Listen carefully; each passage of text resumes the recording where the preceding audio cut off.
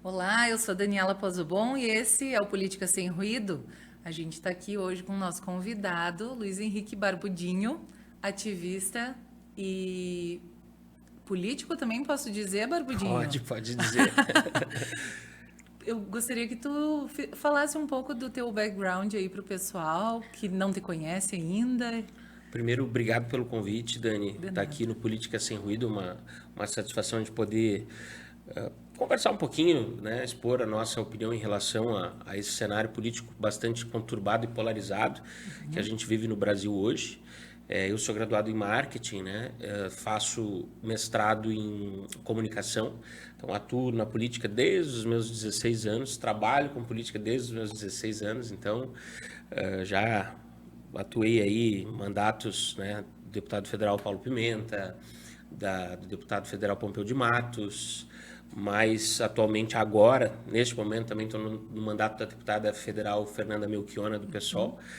E durante as eleições aí a gente procura ajudar quem nos procura, né? Trabalha, faz o marketing, faz a estratégia, a campanha digital, mais voltada ao digital, de candidatos, de políticos, enfim. E eu costumo sempre atender ao meu lado, né? Eu sou um cara mais de esquerda, então de centro-esquerda ali a gente acaba colaborando e trabalhando, fazendo, entendendo as perspectivas desses candidatos, desses políticos que nos procuram, e a gente costuma fazer isso. Ah, que legal, Barbudinho. Estou muito feliz de tu estar aqui também para trazer um contraponto. A gente já teve uma outra convidada aqui no pod, que é a Nêmora Chu, né?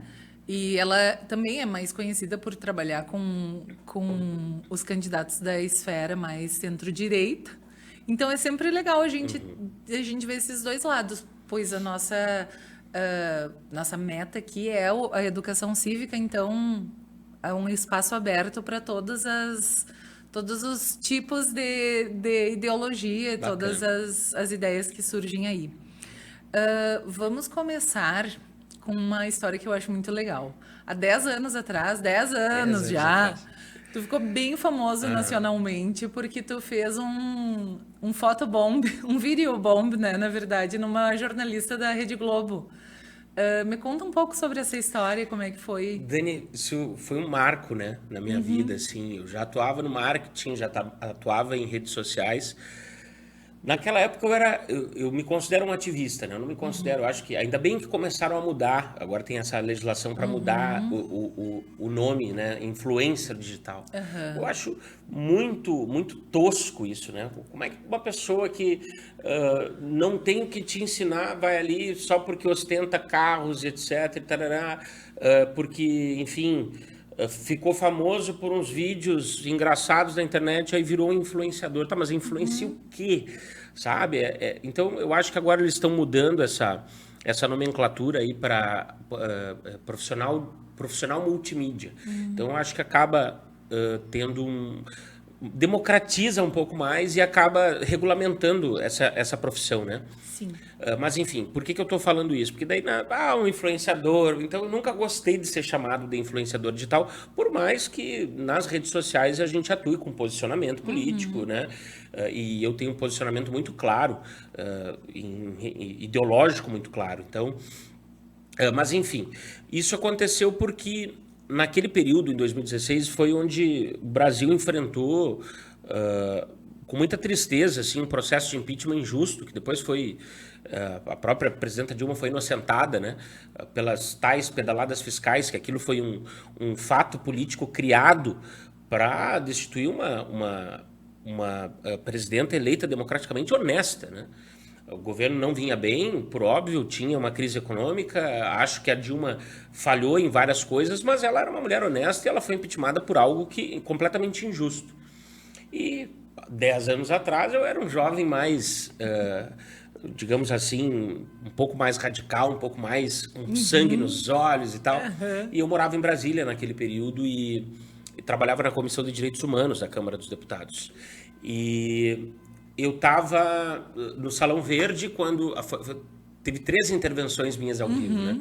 A primeira foi um marco, assim, porque era uma sexta-feira, eu já estava dispensado do trabalho, aí eu registrei o meu ponto de dispensa, tiro o meu crachá, vou para o Salão Verde e pego uma plaquinha Mansão dos Marinho, Paraty.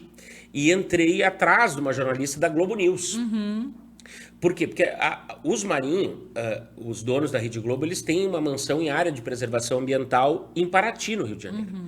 E naquele período, a Globo ela estava com uma narrativa de que se a Dilma sai, o Brasil ia mudar, ia resolver todos os problemas. Na verdade, o que a gente percebia é que a Rede Globo, a grande imprensa brasileira, ela queria comprar uma agenda neoliberal, que era uma agenda que seria constituída no Brasil, como foi, a partir da instalação de um governo cuja agenda seria implementada, que não foi a eleita pelo povo brasileiro, que foi o que aconteceu com o Temer, que tentou ali, aliás, que aprovou a reforma trabalhista, tentou aprovar a reforma da Previdência e montou uma agenda econômica que era a serviço das grandes empresas e que, inclusive, a Globo se beneficiaria disso, né?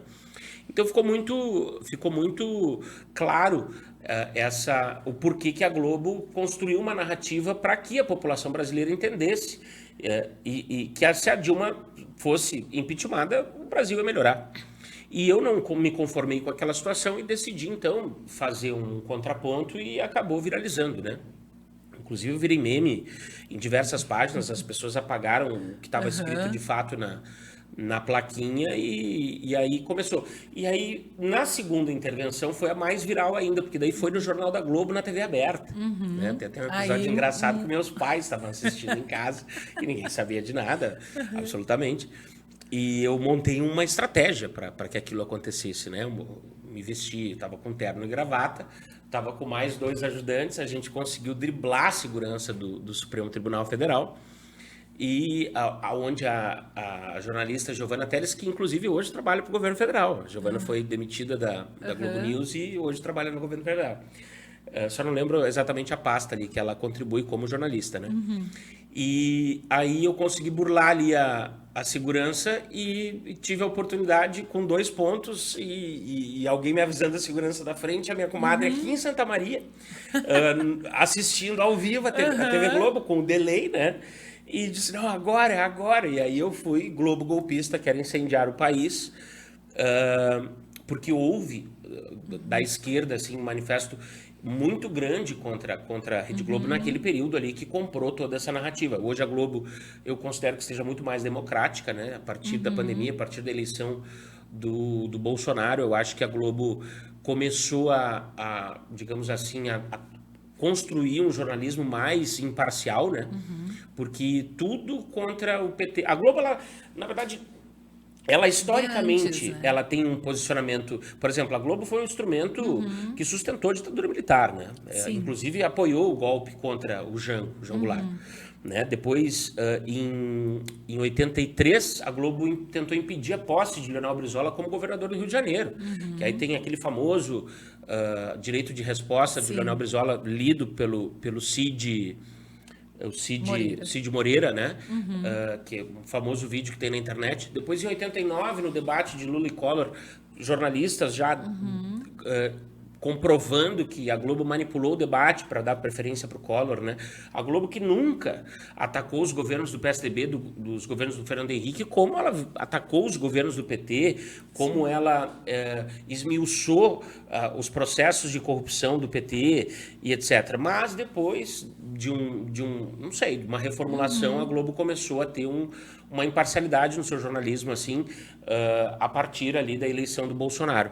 Então, não quer dizer que a gente hoje, não vamos fazer crítica à Globo porque o PT está no governo e porque... Não, eu acho que a gente precisa ser democrático e justo e imparcial nisso, também como profissional da comunicação, né? Claro. Se precisar fazer crítica à Globo, nós vamos fazer, como já fiz no passado.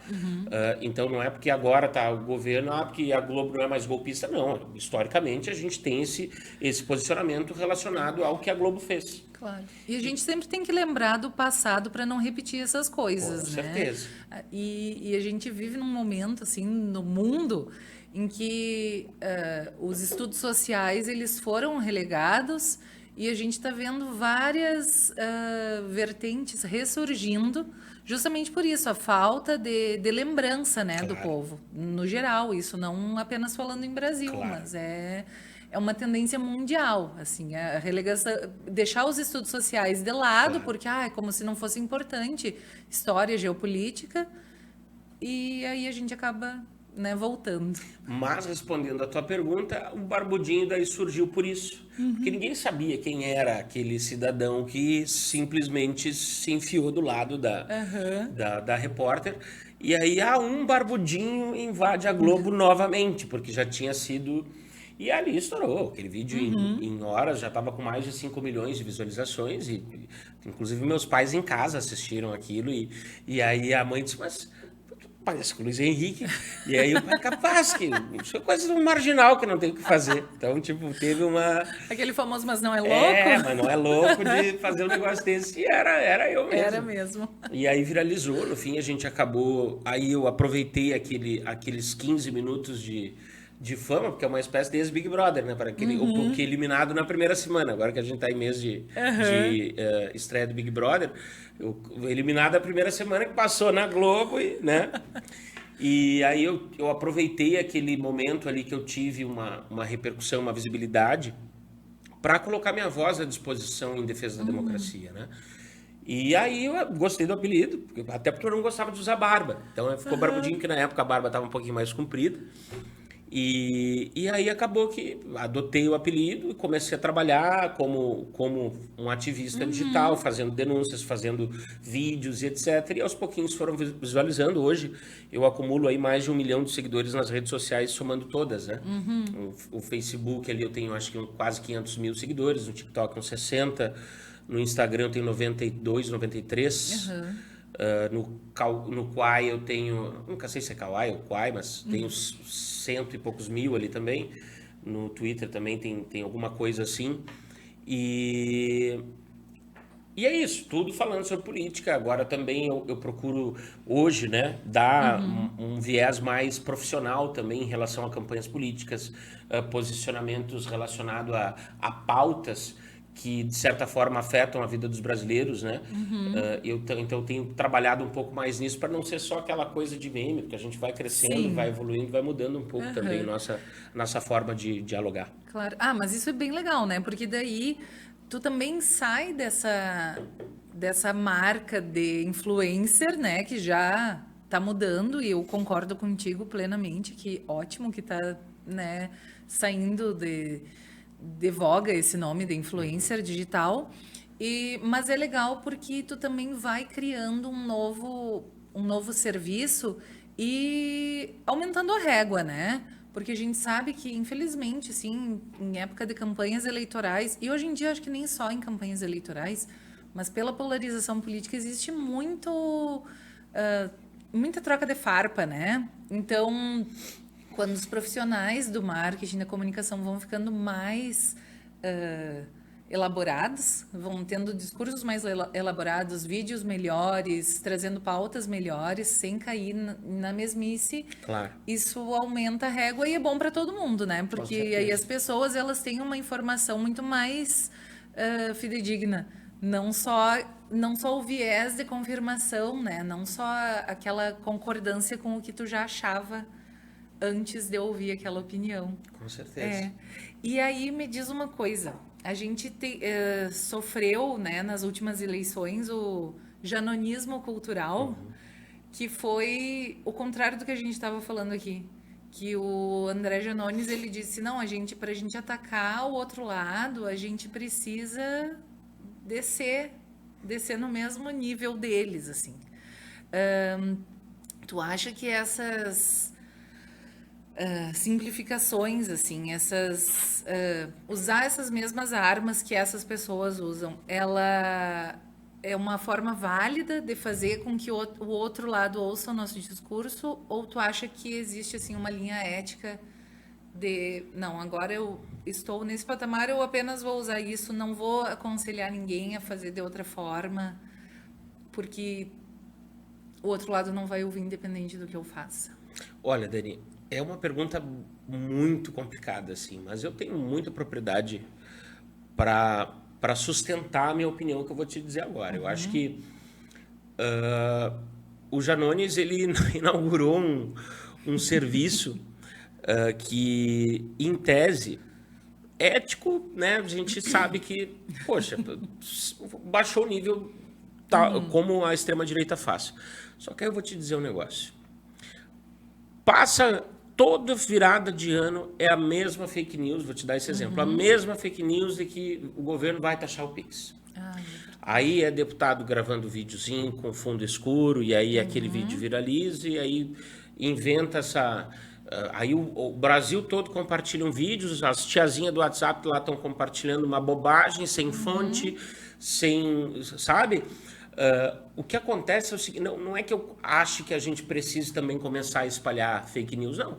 Eu acho que a gente precisa cobrar que seja feita com urgência uma regulamentação, sabe? Para que esse tipo de discurso mentiroso, ele não se espalhe de uma forma tão rápida. De novo, voltou a semana passada, a Receita Federal, o governo do Brasil teve que emitir uma nota, de novo desmentindo sobre a taxação do Pix. Então, se não for regulamentado isso com urgência e que tenha um rigor para tratar quem espalha desinformação dessa forma, porque isso é crime, entende? Claro. E isso, de certa forma, tu também ataca uma instituição, um governo que, poxa, é a forma suja de fazer a política. Então, assim, primeiro eu acho que a gente precisa combater a desinformação com a verdade. Mas quando a gente fala em jogo sujo, não é jogo sujo em tentar se aproximar deles, é a gente ocupar os métodos que eles ocupam, por exemplo, de disparo em massa, de fazer com que com que a informação do nosso campo político também fure bolhas como eles conseguem fazer. Então, isso eu acho que a gente precisa ocupar esses espaços. Eu acho que a esquerda perde muito tempo nisso. O governo passou por uma reformulação na comunicação e eu acho que o ex-ministro da comunicação fez um bom trabalho, né? O Pimenta, ele foi ministro da comunicação, mas ele foi o ministro da comunicação com várias limitações, né? Porque aí era um diretor de alguma coisa foi indicado por fulano, o outro era indicado por ciclano, e o outro era... Então o Pimenta ele não tinha um comando assim 100% da Secretaria-Geral da Comunicação da Presidência da República. Mas ele deixa uma comunicação do governo institucional preparada para que o Sidônio venha, né? O Sidônio Palmeira, que é um marqueteiro, e consiga transformar a comunicação na linguagem do povo. Que aí faz uns memes ali, um negócio que as pessoas adoram ver, aqueles cachorrinhos, aquelas coisinhas ali que aí tu consegue dialogar, porque a rede social, a política, ela é chata. As pessoas, o senso comum considera a política chata, porque tem um pouco de ignorância, por óbvio, né? A falta de cultura, a falta das pessoas procurarem saber um pouco mais da política, e essa falta de conhecimento faz com que as pessoas, quando alguém tenta falar sobre política e a pessoa se constrange porque não sabe o mínimo, eu não gosto de política, não quero falar sobre política. Então, isso precisa ficar um pouco mais acessível também, para que as pessoas comecem a entender como funciona. Se tu for fazer uma enquete, as pessoas não lembram em quem votaram nas últimas eleições. É verdade. Né? Isso. Mesmo. Então, agora, voltando no foco da tua pergunta, assim, um pouco é isso. As pessoas elas precisam ter um pouquinho mais... a politização ela precisa ser inserida dentro da escola, sabe? No ambiente escolar, no ambiente acadêmico, para que a galera saia já com um pouquinho de informação e saber como funcionam as esferas de poder, saber o que funciona numa Câmara de Vereadores, numa Assembleia Legislativa. E mais do que isso, eu acho que quando a gente não tem uma fonte sobre qualquer informação, qual é o problema em pesquisar no Google? Hoje tem inteligência artificial que é tão simples, sabe? Resume tudo, tu nem precisa entrar em site nenhum. Antes de espalhar o negócio. Mas tem aquela coisa que basta tu acreditar naquilo que tu tá vendo. Basta tu acreditar naquilo que tu tá vendo para te espalhar. Então, por isso que eu digo assim, enquanto não houver uma regulamentação muito rígida para quem espalha desinformação, isso vai acabar acontecendo com mais frequência. E hoje, é um ano eleitoral, 2026 é um ano eleitoral, e nós vamos precisar ter ferramentas, instrumentos para impedir que a extrema-direita continue com essas práticas e o nosso campo político democrático precisa se inserir nas ferramentas assim que consiga também fazer com que a informação fure a bolha para impedir que a desinformação chegue nessas pessoas, especialmente nas pessoas mais humildes. Imagina chegar lá na Dona Maria, lá de um distrito rural, que o Pix vai ser taxado. Como é que vai chegar a verdade para ela? É mais difícil. Então é isso, assim, primeiro tem que cortar o mal pela raiz. Eu acho que é um ditado que resume bem, né, o que significa isso. Não, e eu concordo contigo plenamente, tanto que a minha grande pauta no Política Sem Ruído é essa, a educação cívica da base, porque isso surgiu, assim, essa grande mudança surgiu para mim no final do ano passado, com todas aquelas movimentações aqui em Santa Maria acerca de o rombo da máquina pública e propostas de uma reforma da Previdência e tudo mais, e as pessoas perguntando, mas por que tem dinheiro para isso e não tem dinheiro para aquilo? E eu comecei a fazer stories, assim, explicando para as pessoas ali que me seguem, que não são muitas, mas explicando do meu ponto de vista de cientista social e jornalista, né? Eu me senti na obrigação de, vamos trazer isso para as pessoas. Mas mesmo assim a gente enfrenta barreiras. Porque, por exemplo, essa questão da taxação do Pix. As pessoas não sabem o quanto isso impacta na economia. Claro. E não é na grande economia. Porque tu acha que, por exemplo, a Riachuelo ou a Renner vão deixar de aceitar Pix? Não. Mas o seu fulano que corta uma grama, ou a dona fulana que faz pão e vende na vizinhança, ela não vai querer receber Pix porque ela acha que vai ser taxada. Claro. E aí ela diz, não, mas eu só estou aceitando dinheiro. E hoje em dia, quem carrega dinheiro na carteira? Exatamente. Né? Eu nem sei mais mexer num caixa eletrônico, eu acho. Porque a gente não faz mais, claro. Não é mais comum, né? Então, as pessoas não pensam nesse impacto, assim, econômico para aquela tua esfera comunitária, né? Ali do bairro que tu mora, das pessoas que prestam serviço para ti, na tua casa. Às vezes até, né? Sei lá, aconteceu alguma coisa, chamam um encanador. Chega lá o encanador, não aceito Pix. E aí tu faz o quê? Né? Claro. E ainda nessa questão de desinformação, eu passei recentemente por isso, porque eu fiz um post logo após ali aquela questão da invasão da Venezuela, falando sobre o conceito de soberania e explicando que tinha surgido em 1648 e tudo mais. E mesmo assim eu recebi críticas de que eu era comunista. E aí eu pensei, gente, eu só estou explicando o conceito de soberania.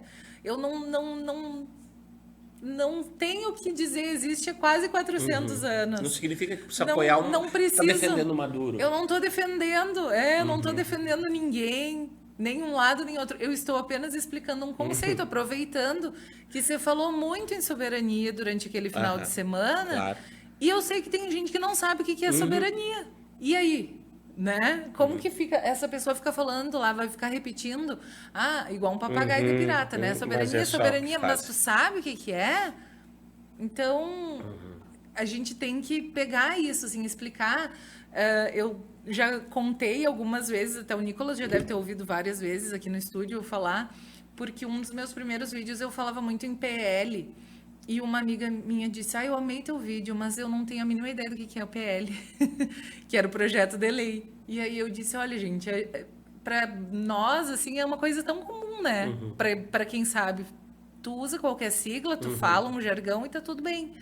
Mas para pessoa comum que tem essa ideia de eu não entendo, portanto eu não gosto, se torna uma coisa muito difícil, né? Então eu concordo contigo que há necessidade de maior educação, assim, de trazer isso para o teu dia a dia e mostrar o quanto que mesmo que a gente não goste de política, ela está ali do nosso lado. Claro, tudo é político, né? Tudo. Exatamente. E me conta uma coisa. Antes de estar no PSOL, está no PSOL agora ainda? Isso. Antes de estar no PSOL, tu estava no PDT. E aí, quando tu saíste do PDT, a tua crítica foi pelo, assim, apoio ao governo do Eduardo Leite, né? O que tu acha, assim, que falta na política gaúcha, principalmente depois das calamidades climáticas que nos atingiram em 2024? Me fala um pouco, assim, da tua visão sobre isso. Olha, Dani, eu fui filiado no PT por 9 anos, né? Depois eu fui para o PDT, eu fui candidato pelo PT a vereador em 2016 na cidade. Eu fiquei terceiro suplente. A gente fez 1.236 votos, uma campanha humilde, né? Eu não tinha dinheiro para nada. E então a gente considera... E fui terceiro jovem mais votado com diferença de 3, 4 votos para a segunda jovem mais votada. Então, e num ano onde o PT enfrentava o processo de impeachment da presidenta Dilma e enfrentava essa narrativa, né, que endemoniaram o partido, assim. Então, na época, eu tinha ficado um pouco triste, chateado como o próprio partido conduziu, assim, o processo de eleição na cidade, porque sempre tem, né, prioridades, assim. E aí eu acho que se eu tivesse um pouquinho de incentivo ali, eu acho que a gente conseguia ter chegado, assim, numa posição até vitoriosa naquela eleição. Mas, enfim, foi superado. Saí do PT tranquilo, com as portas abertas, né? Tanto é que hoje a gente ajuda em algumas pré-candidaturas ali do PT também. Então, sem nenhum problema, eu saí com a cabeça erguida pela porta da frente porque ali no PT eu aprendi, fiz a minha formação política, né? Fiz amizades que eu tenho até hoje. Então, o PDT, a minha escolha pelo PDT passou pelo Pompeu de Matos, porque a minha família, ela é trabalhista pedetista, né? Meus avós, o meu finado avô por parte de pai, foi padrinho o Vicente Zap Bisonho foi padrinho dos 50 anos de casamento do meu avô, eram vizinhos. Então, meu avô, brisolista, votou no PDT a vida inteira, na época do Oswaldo Nascimento, enfim. Depois, o meu outro avô, ele foi companheiro amigo de infância do Leonel Brizola. Meu avô nasceu em Carazinho, eles se conheceram, então eu cresci ouvindo histórias do meu avô com o Leonel Brizola. Tanto é que tem Brizola tatuado no meu braço, a silhueta dele. A minha escolha pelo PDT também teve esse gancho assim, familiar. E o Pompeu de Matos, deputado federal, veio para Santa Maria, soube que eu tinha saído do PT naquela época, e aí fez o convite para eu integrar no mandato dele, num momento de crise do mandato dele também, porque foi um deputado que sofreu muito com desinformação e fake news da própria extrema-direita. Ele se absteve na votação do impeachment da Dilma, e a abstenção favorecia a Dilma, que foi o próprio PDT à época, né? O presidente Carlos Lupe, ele tinha... aliás, até hoje ele tem uma proximidade grande com a presidenta Dilma, né? Foi ministro dela também, ministro do Trabalho. E aí foi uma decisão partidária, uma orientação partidária que o PDT votasse contra o impeachment. E o Pompeu foi um dos que se absteve, mas a abstenção ela favorecia a Dilma. Então, em tese, só que o MBL disse que foi um deputado que não teve coragem, que não honrou a bombacha que usava, que era covarde. Então inventaram várias... E aquilo acabou. E o discurso do Pompeu no voto, ele disse, nem Dilma, nem Temer. Tipo, ele se posicionou ali. Claro, e a abstenção favorecia a Dilma. Então, na verdade, a abstenção dele não foi um ato de covardia, né? Ele disse, se é para votar pelo impeachment, o que adianta se vai assumir o Temer, né? Que aí vai ser um projeto pior do que o que estava acontecendo no ponto de vista dele. Claro. Então, eu assumo ali um papel na comunicação dele muito, muito difícil, assim, e a gente conseguiu contornar, conseguimos ali com muito trabalho construir uma narrativa própria do mandato. O Pompeu reassumiu uma liderança, um protagonismo dentro do PDT. Foi um período que aí ele assume a presidência estadual do PDT no Rio Grande do Sul. Logo em seguida teve a greve dos caminhoneiros. Então o Pompeu chegou a ser porta-voz dos caminhoneiros, né, denunciando até alto preço do custo da gasolina, e tudo aquilo a gente conseguiu com a estratégia viralizar. E o Pompeu, por várias semanas, ele ficou entre os 10 deputados mais influentes das redes sociais do Brasil, Pompeu de Matos, pelo Instituto FSB Pesquisa. Essas pesquisas são públicas, né? Então, a gente conseguiu fazer esse grande trabalho ali com o Pompeu, que fez com que eu tivesse um respaldo do partido no início. Não, mas só um pouquinho, como que o Pompeu tá lá? E aí o pessoal, não, tem Barbudinho, tá no mandato, etc. Ali, em 2018, Jairo Jorge concorreu ao governo do estado pelo PDT, então nós auxiliamos na pré-campanha do Jairo, e depois nós criamos as maiores páginas de apoio de Ciro Gomes nas redes sociais. Isso foi reconhecido no primeiro momento pela equipe do Ciro. Então a gente coordenou a campanha indireta do Ciro Gomes nas redes sociais, que eram aquelas páginas de apoio que inclusive eram maiores que as páginas oficiais, né? E aquilo ali fez com que a gente fosse referência no meio digital no PDT. Depois assumimos também essa responsabilidade na campanha da Juliana Brizola, prefeita, em 2020 em Porto Alegre. E aí a gente foi crescendo nesse espaço digital dentro do PDT. Só que aí chegou o momento que o Ciro, na eleição de 2022, teve aquela queda, né? Por uma estratégia adotada que, enfim, eu acho o João Santana um dos grandes marqueteiros políticos que nós temos no Brasil, né?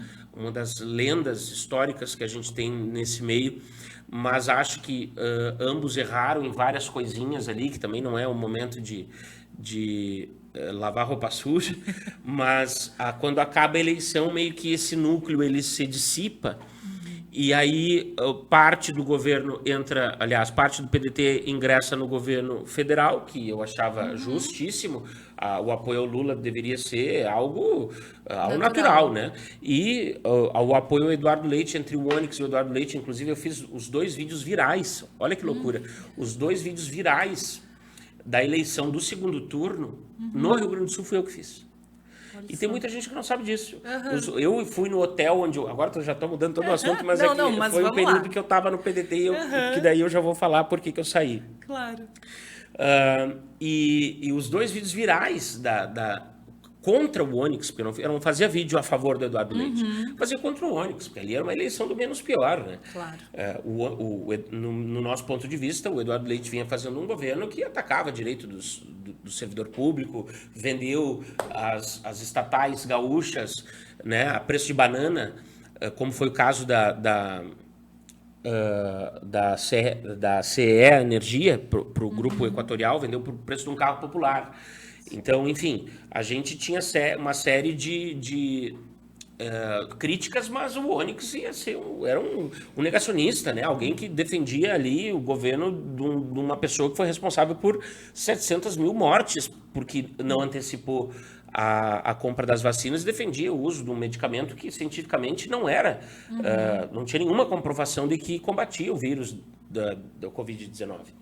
Mas, enfim, então os 2 vídeos, o do Bibo Nunes, quem divulgou aquilo na rede social primeiro foi eu, né? E aí eu já fazia um trabalho com a Fernanda Melchiona, deputada federal, nós divulgamos através das redes dela, logo em seguida aquilo se alastrou e eu fui fazendo as costuras para que aquele vídeo se nacionalizasse nas páginas progressistas, e logo em seguida já saiu nos grandes portais da mídia tradicional, no UOL, no Globo, Folha de São Paulo, aquele vídeo do Bibo Nunes dizendo que os estudantes da Universidade Federal de Santa Maria de Pelotas deveriam ser queimados vivos, que foi uma fala completamente nojenta, sabe? Um deputado que não tem escrúpulo nenhum. Esse Bibo Nunes, eu tenho um pavor desse cara. Não consigo ouvir a voz dele. E o outro foi quando eu entro no hotel do Onyx, que daí eu descubro que o Onyx estava sem CEP no Rio Grande do Sul. Eu acho que eu não tenho certeza absoluta, mas eu acho que num processo de separação, aí eu acho que o imóvel que ele tinha fica com a esposa. Isso eu já não tenho certeza, né? Mas foi alguma coisa assim, eu descobri que ele estava sem CEP. Quando ele vinha para o Rio Grande do Sul na pré-campanha, ele se hospedava sempre no mesmo hotel e apresentava notas fiscais para a Câmara para o ressarcimento disso. Então isso tudo também é público, está no portal da transparência. E na campanha eleitoral, este mesmo hotel servia como a casa dele, e o comitê digital dele também era no hotel, ou seja, a campanha pagava também para o hotel dinheiro da campanha, dinheiro público, dinheiro do fundo eleitoral, para o mesmo hotel, que aí o Onyx era amicíssimo do dono do hotel. Então, eu vou fazer o confronto no Onyx, no próprio hotel, de deputado, governador, então aqui que o senhor está morando, aqui que o senhor está passando as suas férias, aqui que o povo gaúcho banca as suas férias. E aí aquele vídeo ganhou uma proporção, porque aí eu vou cumprimentar ele também, porque teve aquele episódio dele do Leite, que o Leite foi cumprimentar ele não cumprimentou. Então eu fui cumprimentar e tiro a mão também. Disse, viu como é bom? Então esse vídeo ganhou uma proporção que nem eu soube entender como aquilo aconteceu, né? Teve mais de 60 mil compartilhamentos no WhatsApp, nas redes sociais, tanto é que o último vídeo da campanha do Onyx é ele ameaçando me processar, dizendo que era para eu já ir separando 100 mil reais, que eu seria condenado, e no fim a justiça indeferiu a denúncia dele, disse que eu podia manter meu vídeo, que como qualquer eleitor eu não tinha infringido nenhuma regra e que eu não tinha cometido crime algum. Então, na verdade, o Onyx perde a ação que ele tenta mover contra mim, né? E aí, enfim, em seguida o PDT, quando passa a eleição, o apoio é uma coisa. Agora, tu ingressar no governo é outra completamente diferente. E setores mais progressistas, o PDT é um partido tradicional no Rio Grande do Sul, era para ser um partido de esquerda, mas o interior do Rio Grande do Sul, ele é muito difícil tu concentrar o discurso progressista. O interior do PDT, aliás, o PDT no interior do Rio Grande do Sul é muito conservador. Então, deputados não precisam da bandeira brisolista, trabalhista, de esquerda para se eleger. Deputados do interior, por exemplo, ali temos Eduardo Loureiro em Santo Ângelo, que hoje é secretário de Cultura do Eduardo Leite. Então, ele não precisa falar do Brizola para se eleger em Santo Ângelo, sabe? Daqui a pouco... Capaz de falar do Brizola e não se eleger. Pois é, tu sabe como é que funciona. Então, são deputados que... O próprio Pompeu, ele tem uma trajetória... O Pompeu, eu acho que ele é o deputado gaúcho que mais faz votos em todos os municípios. Porque daí o Pompeu ele faz um pouquinho de voto em cada cidade. A estratégia eleitoral do Pompeu ela é maravilhosa. E eu acho que tem que ser um objeto de estudo no futuro. Alguém precisa estudar o Pompeu. Porque ele tem uma articulação muito grande assim, no estado. E o cara trabalha... Ele vive na estrada e viaja e sabe, e tá por tudo. Pompeu é um negócio assim, inacreditável. Eu nunca trabalhei com um cara que trabalhasse tanto como o Pompeu. Então, estou fazendo essa propaganda para o meu ex-chefe. Mas, enfim, aí o PDT entra, então, nos governos, a comunicação ela fica um pouco comprometida e aquilo ali, aí, sabe... Pesou e aí eu, Fernanda, né? Olha, eu tô um pouco assim, é difícil, não tem como, eu não me identifico, tá difícil o negócio. E a Juliana Brizola, a gente tinha uma relação muito, muito próxima, assim, muito de amizade também, inclusive. Mas, enfim, aí a gente se distancia um pouco porque ela acaba ficando sem mandato, né? Ela assume a presidência nacional da MT, que é a Ação da Mulher Trabalhista, e aí a gente acaba se distanciando um pouco, e aí eu disse, não, olha, se me abraçarem no pessoal, vou pro pessoal, porque eu também estava fui sondado para concorrer nas últimas eleições aqui em Santa Maria, ou a prefeito pelo pessoal, ou a vereador, né? E aí o Alídio, nosso companheiro Alídio, foi muito bem escolhido o representante para concorrer pelo partido a prefeito, e ainda bem que nós conseguimos eleger a primeira bancada, né, do pessoal com uma mulher negra combatente, que é a nossa vereadora Alice Carvalho, que agora também já é pré-candidata a deputada estadual, né? Pretende aí fazer um trabalho, uma dobrada com a Fernanda. Então, fui muito bem acolhido no pessoal, o pessoal que hoje, para mim, é o partido que mais representa, assim, ideologicamente o que eu penso, né? Ainda faz por mais que componha o governo Lula, faz fortes embates quando se trata de projetos, né, que de certa forma, impactam diretamente na vida do povo brasileiro. Então, me sinto super representado. Eu acho a deputada Fernanda a melhor. Ela, ano passado, 2024, já falar ano passado, foi votada pelo Congresso em Foco, pelo Núcleo de Jornalistas e Especialistas, como a melhor deputada federal do Brasil. Então, eu me honra muito hoje fazer parte desse grupo, né? e está na parte da comunicação da Fernanda, construindo o digital desse mandato que é referência e tão importante para a população gaúcha. Show, ótimo. Adorei essa linha toda que tu traçou, muito, muito legal. E, Barbudinho, me conta assim, o que tu acha que transforma o like na internet em voto? Eu acho que isso é uma coisa muito complicada, assim, porque tem político e tem político. Tem político que, vai lá, coloca tá na sua sala, no gabinete, aí fica postando coisinha ali. Recebi a visita do fulano de tal, tá aqui comigo. Hoje estou aqui fazendo tal coisa. Sabe, esse tipo de publicação mais institucional, mais para mostrar que está trabalhando, mais para mostrar que está recebendo o povo, isso não tem atenção das pessoas, né? A rede social, o político ele precisa entender o seguinte, que as pessoas elas vão se interessar com o que é importante para a vida delas. Então, geralmente, essa polarização é o seguinte: tu gosta do Bolsonaro ou tu não gosta do Bolsonaro? Tu gosta do Lula ou tu não gosta do Lula? Se tu falar mal do Bolsonaro e eu não gosto do Bolsonaro, eu vou gostar do que tu tá fazendo, eu vou compartilhar o que tu tá fazendo, eu vou gostar de ti, eu vou te dar like, eu vou compartilhar teu conteúdo, né? E vice-versa. Então, transformar isso em voto vai muito da estratégia de cada um. Por exemplo, Leonel Hadi, que é deputado estadual, ele foi vereador, acho que foi o mais votado na eleição para vereador de Porto Alegre em 2020, e depois ele foi, eu acho que o segundo deputado estadual, ou o deputado estadual mais votado, acho que foi o Valdeci e ele, se eu não me engano, deputado estadual agora nessa última eleição, em 2022, né? O Leonel Hadi, ele soube fazer uma estratégia de comunicação que trouxesse público e voto para ele. Ele começou a fazer conteúdo viral, ele começou a imitar patriotas, né, bolsonaristas, e viralizava os vídeos dele. Aquilo fez ele furar a bolha, fez essas pessoas de Santa Maria. Eu lembro, desculpa te interromper, mas eu lembro por ele ser policial que ele usava muito disso, né? Ele começava com aquela coisa de policial durão e depois ele virava a carta, né, ali no meio do vídeo. Aí ele fez isso, ele fez essa transição, assim, deu muito certo. O policial antifascista e começou a fazer as denúncias. E esse formato de comunicação trouxe para ele um mandato, porque ele não era um político expressivo dentro do PT, né? Porque todos os partidos têm uma hierarquia, tem políticos históricos, dirigentes históricos que se formam politicamente até chegar onde chegaram, né? O próprio Paulo Pimenta foi alguém oriundo do movimento estudantil, foi presidente do DCE da UFSM, então ele teve uma construção para chegar onde ele chegou hoje, que é pré-candidato ao Senado. Então, como que outros políticos conseguem digamos assim, pular os degraus da escada, né? Porque acertam na estratégia.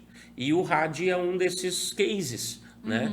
Que conseguiu fazer isso e transformou o like no voto, com a sua estratégia de comunicação. Então, eu acho o seguinte, a criatividade hoje, ela precisa andar ao lado de um político, né?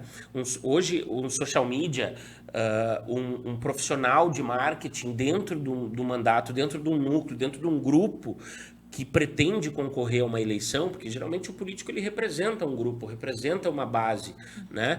É muito importante, porque essa estratégia é que vai fazer com que o like seja transformado no voto. Hoje o tráfego pago, por exemplo, é mais uma ferramenta que existe para conseguir furar essa bolha. Nós trabalhamos com isso também, aproveitando para fazer propaganda para mim, né? E aqui na última eleição a gente teve 21 candidaturas, das 21 nós ajudamos a eleger 16. Então foi uma vitória muito grande, 16, e a Renata ficou de segunda suplente em Santa Maria, né? Então, aqui a Renata Quartiero, advogada, que minha amicíssima, né? Que também é a nossa amiga em comum. E, enfim, então é isso, é a estratégia, é saber como lidar, é conhecer o público da cidade. Se vai ser no interior, como é que se faz política na internet no interior? Claro. Então é diferente do que uma cidade grande, ou do que uma cidade de grande ou de médio porte, né? No interior ainda o que vale é a boca a boca, é o aperto de mão, mas a internet ela precisa pelo menos ter ali digamos assim, o posicionamento, precisa estar consolidado o que o político pensa, porque é aquela coisa, tu gosta do Bolsonaro? Não gosto. Ah, então eu gosto de ti, sabe? Então te conta como eu voto. Porque ainda tem aquele negócio, tu não sabe. Vai para uma Câmara de Vereadores, as pessoas não sabem o que faz um vereador. Mas o senhor vai asfaltar aqui minha rua se eu votar no senhor? Ainda tem isso, sabe? Ah, não, beleza, mas assim, eu tô com uma continha de água atrasada. O senhor pode me ajudar aqui, que daí a gente... Ainda isso existe muito, né? Isso é muito normalizado esse tipo de compra de votos é muito normalizado nessas cidades assim de interior.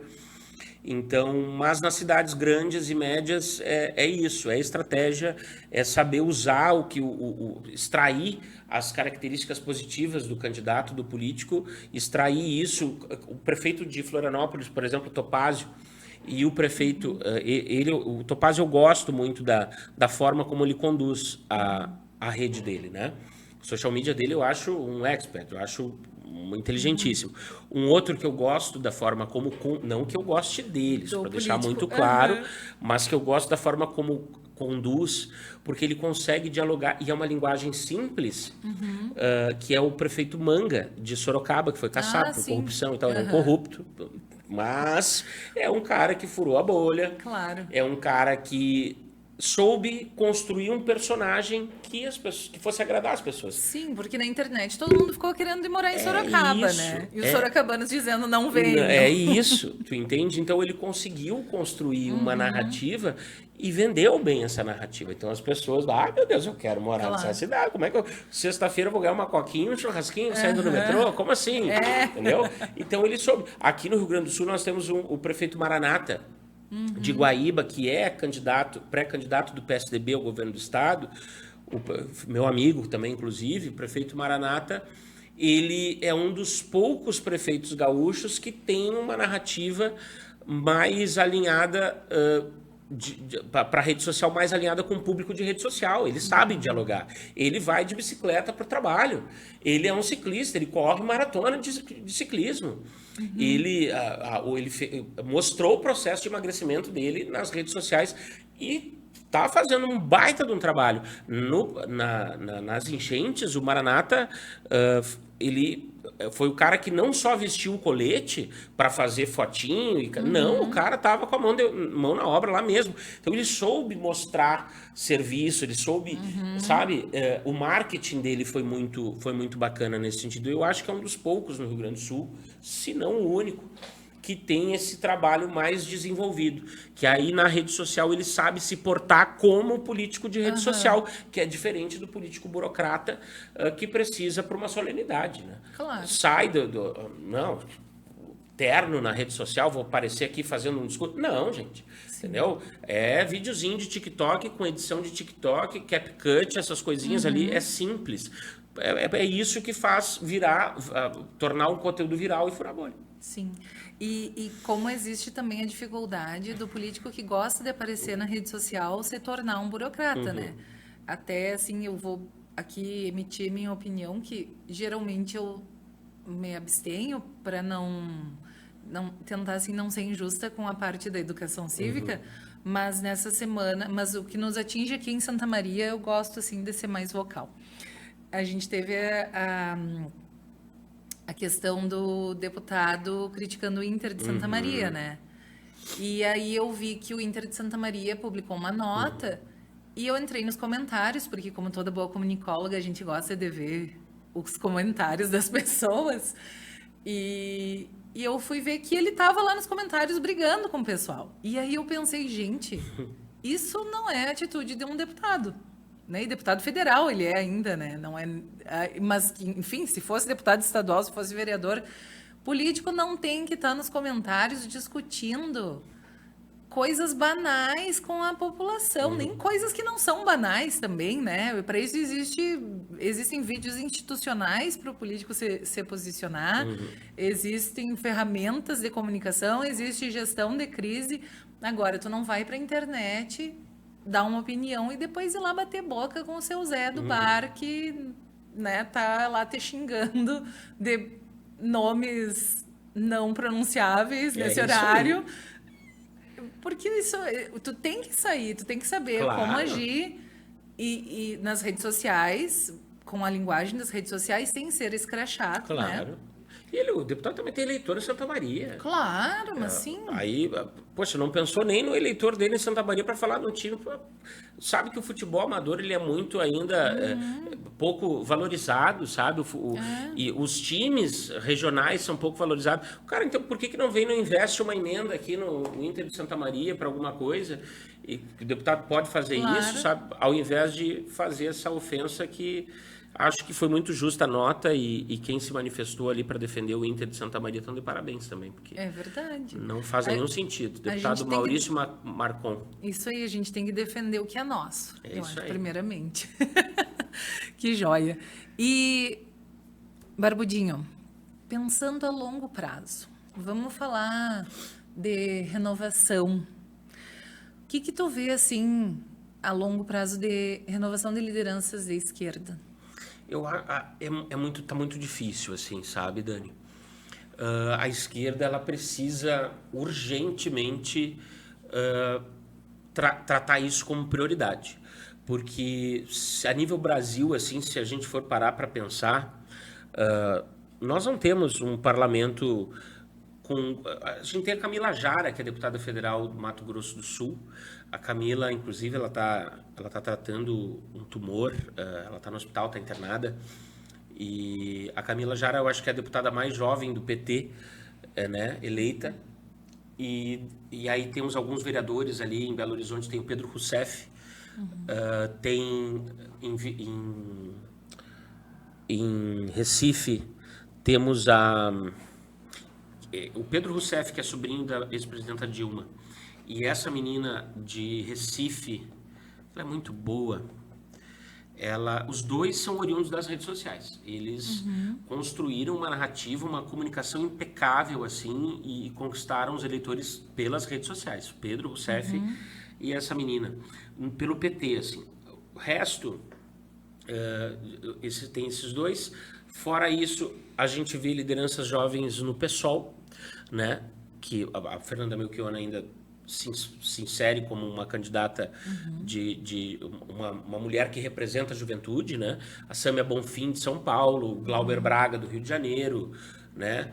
São políticos assim que têm uma representação como a renovação da política na esquerda, mas ainda não tem um patamar de tipo para disputar uma campanha majoritária em nenhuma esfera, né? É difícil algum deles concorrer numa prefeitura se eleger, numa capital se eleger, ou um governo do estado se eleger.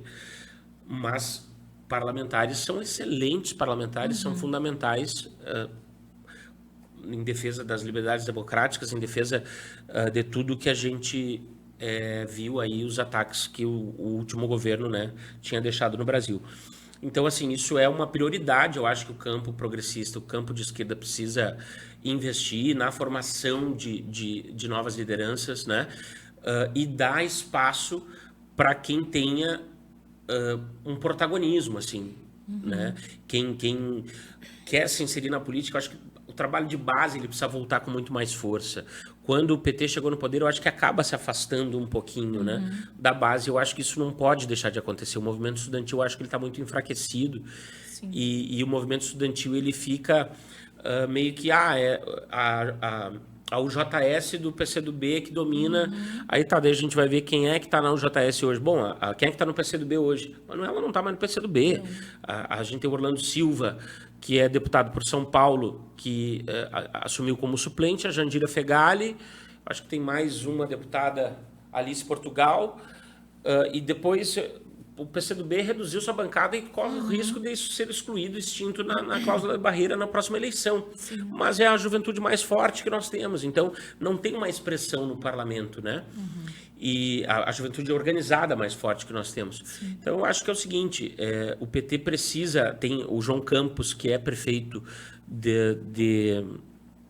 prefeito do... Ai, Jesus, tanta cidade que... O filho do Eduardo Campos, de Pernambuco, prefeito do Recife. Ele é uma das lideranças, eu acho, com ascensão, que se elege governador agora, né, pelas pesquisas, tudo indica que ele pode derrubar a Raquel Lira. Se ele se elege governador, eu acho que ele tem não só o legado do pai, mas ele é um cara progressista, ele é um cara mais como é que eu vou te dizer assim, mais fácil de dialogar, não tem a rejeição que os partidos de esquerda, como o PT e o PSOL, porque daí são vistos Sim. como mais radicais, etc. Então, eu acho que a esquerda precisa começar a dar espaço. E o PT também precisa fazer uma autoavaliação, né? Tipo, não, só um pouquinho, eu acho que quem sabe vamos dar espaço aqui porque tem o desgaste de estar no quarto governo, Claro. no quinto governo. Tem o desgaste, né? Apesar da Dilma não ter concluído, ficou... e esse desgaste também criou o bolsonarismo. O bolsonarismo é oriundo do desgaste do PT, dos governos, né? Das coisas erradas que aconteceu, das coisas que não foram tão bem que aconteceram e tal. Então, eu acho que é isso. Precisa ser prioridade. Eu acho que as câmaras de vereadores, especialmente nas capitais do país, elas precisam começar a ser ocupadas pela juventude. Em Porto Alegre, aqui, o PT hoje tem, em sua maioria, bancadas jovens. Tem a Natasha, que é uma vereadora, uma mulher trans. Imagina, a primeira bancada trans de Porto Alegre. A gente tem uma vereadora do PT e uma vereadora do PSOL, que é a Atena, né? A vereadora Natasha e a vereadora Juliana. Então, acho que o PT ali tem 4 vereadores e elegeu duas jovens, né? Que é a Natasha e a Juliana. Então, devem ter seus 30 anos. E eu acho que as câmaras de vereadores, os partidos precisam investir mais em juventude para começar na base a construir essa política para que jovens tenham mais espaço e protagonismo de decisão na política nacional. Para que aí um João Campos, quem sabe daqui a pouco, seja um presidente da República. Claro. Porque senão, infelizmente, nós vamos cair nas mãos aí de um Nicolas Ferreira, vamos cair nas mãos aí de uns fascistas que né, foram responsáveis por essa bandalheira que fizeram no dia 8 de janeiro, o maior fiasco da história recente da democracia brasileira. É verdade. Eu concordo plenamente contigo nessa tua fala sobre o futuro da esquerda e nessa tua conclusão de que realmente, se a gente não tiver não vê uma organização desse campo, as coisas vão daí para pior. Exatamente. Né? Mas, Barbudinho, eu quero te agradecer. Imagina, eu que agradeço. Quero te agradecer a participação aqui. Muito obrigada pelo teu tempo. Como eu sempre digo, assim, quando a conversa flui, a gente pode continuar por muito mais tempo, mas eu espero que tu retorne aqui no podcast. Pode me convidar mais vezes. E pra gente falar sobre outras coisas. Esse ano é um ano eleitoral, daqui muito um pouco... trabalho ainda. Mas lá pra frente a gente tem mais coisas aí pra comentar. Com certeza. E aí a gente conta com a tua presença de novo. Obrigado, Dani, mais uma vez pelo convite. Desculpa porque eu gosto de falar bastante. Não, né? foi ótimo. Quando quiser, pode me convidar de novo. Tá, joia. Muito obrigada. Imagina, um abraço a todo mundo que nos acompanhou aí também. Muito obrigada, pessoal. Esse foi mais um Política Sem Ruído e eu vejo vocês na próxima semana.